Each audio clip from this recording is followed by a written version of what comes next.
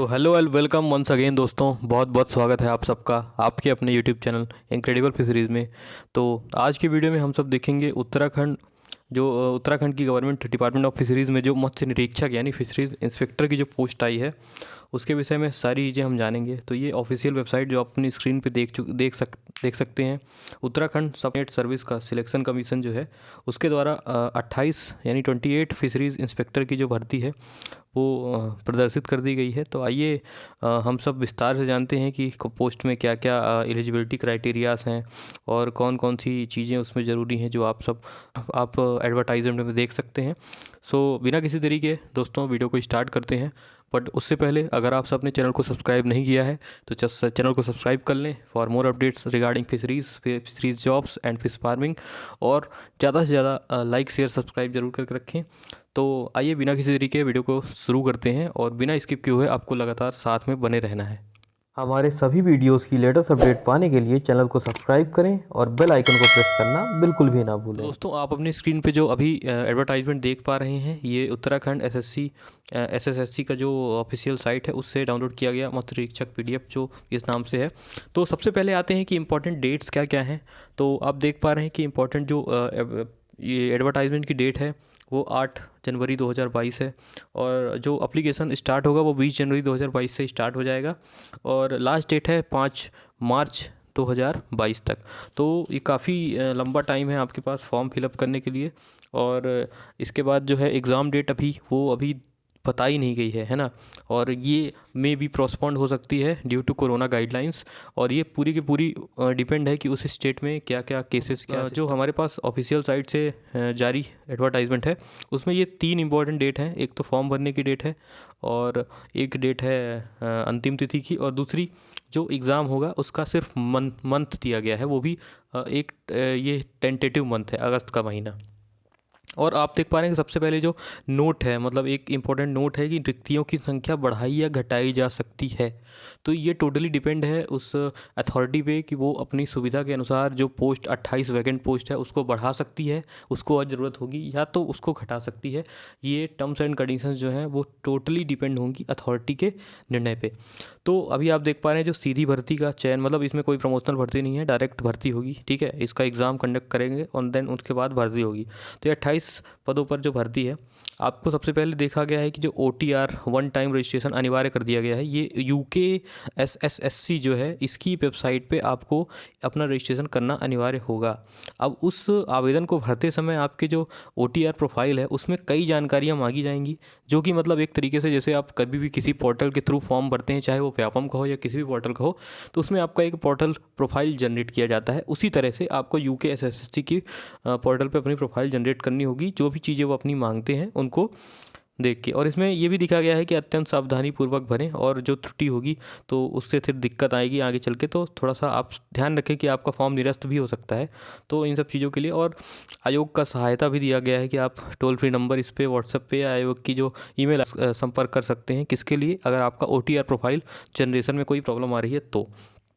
अब बात करते हैं एग्ज़ाम मोड जो है। एग्ज़ाम मोड दोनों तरह का हो सकता है, ऑनलाइन या ऑफलाइन, टोटली डिपेंड है कोरोना की जो गाइडलाइंस आएंगी और उस स्टेट में जो कोरोना की मतलब करंट स्टेटस होंगे जब अगस्त में परीक्षा आयोजित कराई जाएगी। तो अभी कुछ भी पक्का नहीं है कि ये परीक्षा ऑनलाइन होगी या ऑफलाइन होगी, बट ये कन्फर्म है कि जो पेपर होगा वो ऑब्जेक्टिव टाइप का होगा, ठीक है, ऑब्जेक्टिव टाइप का होगा। ये चीज़ें दी गई हैं। अब इनने इस पर नोट डाउन किया है कि अगर आप परीक्षा की तिथि है ना वो आपको समय से दी जाएगी, या तो आयोग की वेबसाइट पे, या तो वहाँ के लोकल न्यूज़पेपर पे, और या तो जो आप लोग फॉर्म भरेंगे तो उनके ईमेल पे या मोबाइल नंबर पे SMS भी आ जाएंगे। तो आप उसके लिए चिंता ना करें, जब भी एग्ज़ाम की डेट जारी की जाएगी तो वो आप तक पहुँच जाएगी, ठीक है। अब सबसे बड़ी बात है कि जो चीज़ें हैं उस इनने, मतलब मैं आपको एक जनरल इन्फॉर्मेशन बता रहा हूँ, हालांकि इसमें कोई ज़रूरी चीज़ नहीं है, बट आप एक बार अगर वेबसाइट को चेक करते रहें बार बार तो आपके लिए ज़्यादा सही होगा, ठीक है। अब आते हैं कि पोस्ट की क्या, मतलब जो पोस्ट का नाम है, सबसे पहली बात तो मत्स्य निरीक्षक जिसको फिशरीज इंस्पेक्टर बोलते हैं वो है। टोटल पद हैं इसके 28 पद हैं। अब ये आरक्षणवार जो मतलब श्रेणी है उनकी क्या क्या है, तो मत्स्य निरीक्षक का जो ये अनुसूचित जाति है, तो अनुसूचित जाति की 5 सीट्स हैं जिसमें वोमेंस का कोटा। अब इसका जो डिवाइडेशन है, टोटल जो सीट का डिवाइडेशन है वो वोमेंस के लिए 30%, और उसके बाद DFF जो कि मतलब कहते हैं जिसको फ्रीडम फाइटर उनके लिए, एक्स आर्मी सर्विसमैन जो होता है उनके लिए, अनाथ के लिए, फिजिकल हैंडीकैप्ड के लिए, वो सब चीज़ें रिजर्व हैं। हर कैटेगरी में इनका कोटा रिजर्व है। तो जो सीट का डिवाइडेशन है वो अनुसूचित जाति के लिए 5 हैं, अनुसूचित जनजाति के लिए वो 1 है, और अन्य पिछड़ा वर्ग के लिए 4 सीटें हैं। और साथ ही जो सामान्य वर्ग में भी आर्थिक रूप से पिछड़ा वर्ग है उसके लिए 3 सीटें हैं। और टोटली सामान्य वर्ग का जो एक टोटल सामान्य वर्ग का जनरल की सीटें वो 15 सीटें, तो इस तरह करके 28 सीटें हैं। और पर्टिकुलर हर कैटेगरी में जो महिलाओं की सीट है, जो फ्रीडम फाइटर की सीट है, ऑर्फेंस की सीट है, जो फिजिकली हैंडीकैप्ड की और एक्स सर्विसमैन की जो सीटें हैं, वो इनका परसेंटेज आप देख पा रहे हैं वो पूरा का पूरा डिसाइडेड है। तो ये सब आप देख सकते हैं कि किस तरीके से सीट डिवाइडेशन किया गया है। जो वेतनमान होगा, तो वेतनमान 29,200 रुपये से 92,300 रुपये तक है। लेवल 5 का जो वेतनमान उत्तराखंड की एसएससी द्वारा दिया जाता है। आयु सीमा है आपकी, एज लिमिट जो है वो 21 ईयर्स से 42 ईयर्स तक का है। जो डिफरेंट कैटेगरीज़ की अलग अलग है वो आप देख सकते हैं क्या है। पद का स्वरूप जिसको बोलते हैं अराजपत्रित, मतलब ये जो है ये अराजपत्रित और स्थायी, मतलब ये कोई कॉन्ट्रैक्ट बेस की पोस्ट नहीं है, ये टोटली जो है ये परमानेंट पोस्ट है और अराजपत्रित है। इसमें गजेटेड नहीं है, है ना। तो बड़ी पद जो बड़े पोस्ट होते हैं जैसे कि एडिशनल डायरेक्टर वगैरह, ये सब राजपत्रित पद कहलाते हैं, बट ये है जो अराजपत्रित है। अब आते हैं शैक्षणिक अर्हता में। शैक्षणिक अर्हता में जिस इन्होंने जो अनिवार्य अर्हता दी है वो है भारत में किसी भी विश्वविद्यालय से मत्स्य विज्ञान में स्नातक यानी ग्रेजुएशन, ठीक है। और सरकार द्वारा उसके समकक्ष मान्यता प्राप्त कोई अन्य उपाधि, जो ग्रेजुएशन की ही उपाधि है वो अलग तरीके से लिखा गया है। और जो सबसे मेन इंपॉर्टेंट पॉइंट है, गोविंद वल्लभ पंत कृषि प्रौद्योगिकी विश्वविद्यालय से मात्स्यिकी विज्ञान में 4 वर्षीय स्नातक पाठ्यक्रम, जो हम कहते हैं बीएफएससी। सो एक चीज़ मेनली क्लियर करना चाहूँगा एज अ प्रोफेशनल्स की जो पोस्ट है टोटली मतलब सेंटर्ड की गई है किसको, बीएफएससी ग्रेजुएट्स को। 4 इयर्स जो डिग्री के कोर्स करते हैं बीएफएससी वाले, उनके लिए ये पोस्ट निकाली गई है। तो जो है प्रेफरेंस भी शायद मेरे ख्याल से, जो मेरा पॉइंट ऑफ व्यू है कि दिया भी जाना चाहिए और दिया भी जाएगा, वो बीएफएससी होल्डर्स को दिया जाएगा। सो ये पॉइंट नोट डाउन करने की ज़रूरत है। अब आते हैं कि पेपर कैसा होगा। तो सबसे पहली बात तो पेपर जो है ऑब्जेक्टिव टाइप का होगा, ये पहले ही मैंने बता दी। लिखित परीक्षा होगी या मतलब मल्टीपल चॉइस का जो लिखित होगा, या तो ये ऑनलाइन होगा। तो ये जो चीज़ें हैं उसके लिए आपको 2 घंटे का टाइम दिया जाएगा। और जो सिलेबस है बीएफएससी का, उसी से पूरे के पूरे क्वेश्चंस आने हैं। 4 इयर्स का जो BFSc bachelor of fisheries science का जो सिलेबस है आईसीआर का, उसी से सारा का सारा सिलेबस आना है। जो क्वेश्चंस आएंगे वही आएंगे, ठीक है। अब लिखित प्रतियोगी परीक्षा में पासिंग मार्क्स है, मतलब आप क्वालिफाई होंगे तो उसके लिए ओबीसी और जनरल्स के लिए 45% है ना, और अनुसूचित जाति और अनुसूचित जनजाति की श्रेणियों को 35% लाना अनिवार्य होगा। अगर आप इससे कम मार्किंग लाते हैं तो आप अपनी कैटेगरी से क्वालिफाइड नहीं होंगे, ठीक है। तो ये एक ध्यान रखने की बात है। अब बात आती है कि माइनस मार्किंग, तो हाँ जी हाँ, पेपर में माइनस मार्किंग रहेगी, यानी 1/4 का माइनस मार्किंग रहेगा, ठीक है। तो ये चीज़ें आप देख सकते हैं। अब आता है कि जो पेपर होगा, अगर ये पेपर ऑफलाइन मोड में होता है तो प्रश्न की जो बुकलेट मिलती है यानी पेपर मिलता है वो आपको ले जाने देंगे, ठीक है।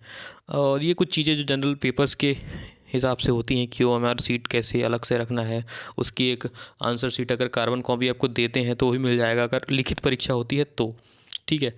गलत उत्तरों के लिए दंड जो है, मतलब कि आप अगर रॉन्ग आंसर करते हैं तो आपको मतलब माइनस मार्किंग की जाएगी, ये तो बता दिया पहले ही, ठीक है। और 1/4 की माइनस मार्किंग होगी, ये भी आपको बता दिया गया है। एक से ज़्यादा उत्तर अगर आप देते हैं तो भी उसके लिए वैसे ही माइनस मार्किंग की जाएगी। उत्तर गलत होता है तो भी उसमें से सारे क्वेश्चन का गलत दिया जाएगा, ठीक है। और आप अगर कोई क्वेश्चंस हल नहीं कहते तो उसके लिए ना कोई ऋणात्मक मार्क होगा ना कोई पॉजिटिव, ठीक है। वो हमारे सीट की जो चीज़ें हैं वो आप ध्यान में इसको पढ़ सकते हैं, इस पीडीएफ को। अगर आपको ये पीडीएफ नहीं मिल पा रहा तो आप मुझे ईमेल कर सकते हैं, जो डिस्क्रिप्शन बॉक्स में है, तो मैं आपको ये सेंड कर दूँगा, ठीक है। तो ये कुछ ज़रूरी चीज़ें थी जो मैंने आपको बताई। अब इनका कुछ जो एज कैलकुलेशन का एक फार्मूला है उसके बेस पे आप देख पा रहे हैं कि उत्तराखंड लोक सेवा आयोग का जो एक परिधि है उसके बाहर जो चयन के लिए आयु सीमा है वो 1 वर्ष से, मतलब आप 1 वर्ष की छूट प्रदान की गई है। ये छूट कोरोना और 2-3 साल से जो कोरोना की चीज़ें चल रही हैं इस कारण से कई स्टेट के एग्ज़ाम जो हैं वो छूट दे रहे हैं, तो उसी कड़ी में यहाँ भी दी गई है। तो ये एक अच्छी बात है।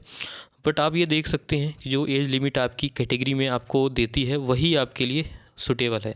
ठीक है, तो सारी चीज़ों को आप फॉर्म भरते समय एकदम करेक्टली पढ़ लें और बिल्कुल भी बिना किसी जल्दी के और देख के सब चीज़ें भरें ताकि आगे चल के आपको कोई प्रॉब्लम ना हो। अब आती है कि आपको पात्रता क्या रहेगी आपकी। ठीक है, तो इसमें ये कह रहा है कि उत्तराखंड लोक सेवा आयोग की परिधि के बाहर अगर आप मतलब भर्ती पदों के लिए आप वहाँ पे आवेदन करते हैं इस पोस्ट पे, तो आपको हाई स्कूल या इंटरमीडिएट जो है वो उत्तराखंड राज्य में स्कूल से या कॉलेज से प्राप्त करना होगा। ठीक है, आप ये ध्यान रखिए कि आपकी 10th 12th ग्रेजुएशन अगर 10th एंड 12th की जो स्कूलिंग है वो उत्तराखंड से होनी चाहिए। ये इनका एक मान्यता प्राप्त जो जैसे कि हमारे यहाँ Madhya Pradesh board of secondary education है, उत्तर प्रदेश का बोर्ड है, तो ये उत्तराखंड राज्य के या इनके समकक्ष स्तरीय शिक्षा से मान्यता प्राप्त होनी चाहिए। ठीक, लेकिन अगर आप सैनिक आपके मतलब पेरेंट्स या गार्जियंस अगर आप सैनिक हैं और बीएसएफ में हैं, आर्मी में हैं और लेकिन वो उत्तराखंड के ही निवासी हैं, तो ऐसी स्थिति में आप उत्तराखंड की इस परीक्षा को देने के लिए पूरी तरीके से मतलब आप उसके लिए अर्ह होंगे। ठीक है, आपकी पात्रता होगी क्योंकि आपके जो लोकल गार्जियन वो उत्तराखंड के होंगे। ठीक है, तो इसके लिए इन्होंने कई नियम बनाए हैं कि वो आप किस तरीके से मतलब वेरिफिकेशन कर सकते हैं कि आप वहीं के निवासी हैं कि नहीं है। तो आप ये चीज़ें पढ़ के और उनकी चीज़ें आप देखते पूरी तरीके से देख सकते हैं। ठीक है, अगर आप मतलब पहले से ही गवर्नमेंट किसी संस्था में काम कर रहे हैं या आप किसी तरीके से सेमी गवर्नमेंट संस्था में काम कर रहे हैं, तो विभाग से अनामति प्रमाण पत्र देना होगा कि आप उसमें पार्टिसिपेट कर रहे हैं एग्ज़ाम में। तो ये सब चीज़ें हैं। राष्ट्रीयता की बात है तो वो सबसे पहली बात तो भारत का नागरिक हो, ये इंपॉर्टेंट चीज़ है, और तिब्बत का शरणार्थी जो 1962 से पहले भारत आया हो। ठीक है, और बाकी फिर एनआरआई सीट्स की जो भी चीज़ें हैं वो आप देख सकते हैं कि आपके लिए क्या क्या आवश्यक होगा। ठीक है, तो ये जो इम्पोर्टेंट इन्फॉर्मेशन थी कि उत्तराखंड का जो मत्स्य निरीक्षक की पोस्ट आई है उसमें आप देख सकते हैं किस तरीके की चीज़ें आपकी किस किस कैटेगरी के लिए, और फिज़िकल जो फिटनेस है वो भी देख सकते हैं, इसमें मैरिटल स्टेटस है वो भी आपको देखा जाएगा।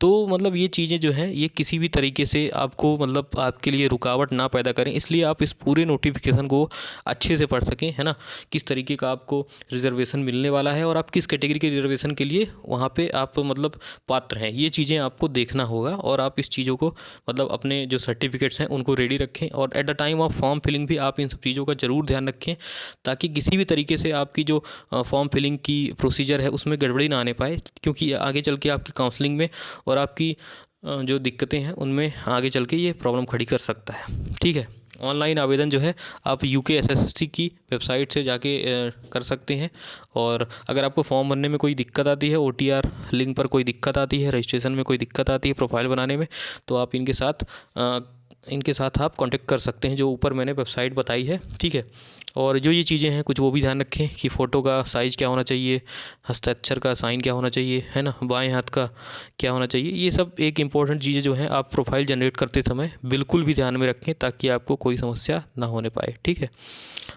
शुल्क जो है ये पूरे के पूरे सीधी भर्ती के जैसा कि आप देख पा रहे हैं कि कार्मिक और सत्ताधार विभाग ने इस जो नोटिफिकेशन का नंबर दिया गया है 332/XXX, तो इसके द्वारा जो है सीधी भर्ती द्वारा चयन हेतु जारी विज्ञापनों के सापेक्ष अभ्यर्थियों से शुल्क ना लिए जाने का निर्णय लिया है। तो मतलब आपको पूरी तरीके से ये शुल्क विहीन एग्ज़ाम होगा, है ना, आप इस पर फॉर्म भरेंगे, आपको इसके लिए कोई शुल्क नहीं देना पड़ेगा। ठीक, सिर्फ और सिर्फ आपको OTR प्रोफाइल जनरेट करना है, वो भी अच्छे से करना है ताकि आपको कोई समस्या ना आए, है ना। तो फिर से बता दूं कि इसके लिए इस एप्लीकेशन के लिए आपको कोई भी शुल्क नहीं लिया जाएगा। ठीक है, और आप भी इसके लिए सतर्क रहें कि अगर आप किसी कैफ़े अगर कहीं से फॉर्म भरते हैं तो सिर्फ और सिर्फ एक नॉमिनल चार्जेस जो उनके होते हैं वो दें, किसी भी तरीके का एग्ज़ाम शुल्क इसमें नहीं लिया जाएगा, जो उत्तराखंड की सरकार का एक मतलब उपक्रम है कि आप इसके लिए नहीं होंगे। ठीक है, तो बहुत बहुत धन्यवाद आप सबका वीडियो के साथ लगातार बने रहने के लिए, और इसी तरीके के वैल्यूएबल फीडबैक्स अगर आप सबको लगते हैं कि आप हमें दे सकते हैं तो कमेंट सेक्शन में आप जाके बता सकते हैं। इंस्टाग्राम पे आप फॉलो कर सकते हैं जिसकी लिंक फेसबुक के पेज पर आप हमको फॉलो कर सकते हैं, साथ ही साथ आप ट्विटर में हमसे जुड़ सकते हैं, सारी चीज़ों की लिंक डिस्क्रिप्शन बॉक्स में दी गई है। तो बहुत बहुत धन्यवाद। ज़्यादा से ज़्यादा वीडियो को लाइक शेयर सब्सक्राइब करें ताकि ये ज़रूरी और जिन जिन अभ्यर्थियों के पास जो इनको ज़रूरत है उनके पास पहुंच सके। तो लगातार बने रहिए इनक्रेडिबल फिशरीज़ के साथ। तब तक के लिए धन्यवाद, नमस्कार, जय हिंद।